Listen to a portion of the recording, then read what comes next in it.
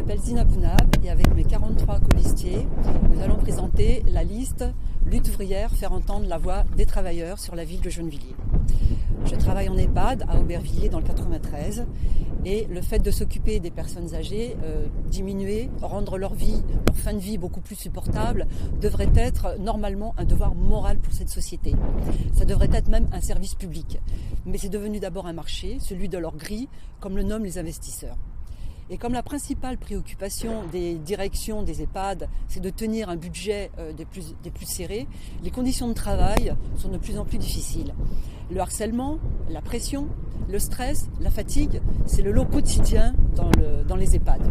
L'humain, faut pas se faire d'illusions, n'existe pas dans les EHPAD. Et question salaire, malheureusement, la plupart des salariés sont payés au SMIC. Et je parle des auxiliaires de vie, les aides-soignantes un petit peu plus, mais les infirmiers et les employés administratifs dont je fais partie, c'est à peu près dans la même catégorie. Le sous-effectif est catastrophique, on en avait parlé l'année dernière au moment des grèves, et le travail est de plus en plus intense et inhumain. Ce qui pousse à la démission, souvent des soignants très expérimentés, mais vraiment écœurés par les conditions de travail. Dès 45 ans, les soignants souffrent de troubles musculo-squelettiques.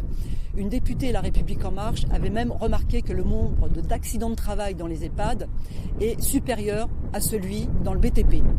Donc il faut bien s'imaginer que les salariés de ces établissements-là n'iront jamais jusqu'à l'âge pivot proposé par la réforme des retraites, c'est-à-dire 64 ans.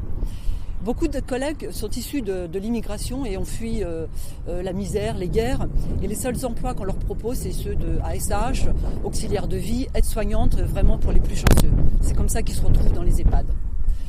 Donc entre nous, évidemment, on échange beaucoup sur nos conditions de travail qui sont très très très difficiles, mais c'est aussi sur les conditions de vie au quotidien, avec des horaires très difficiles, donc qui ont un impact sur la vie au quotidien, la vie familiale, la vie privée, mais aussi sur le manque de logement, les logements insalubres et sur l'insécurité dans le 93.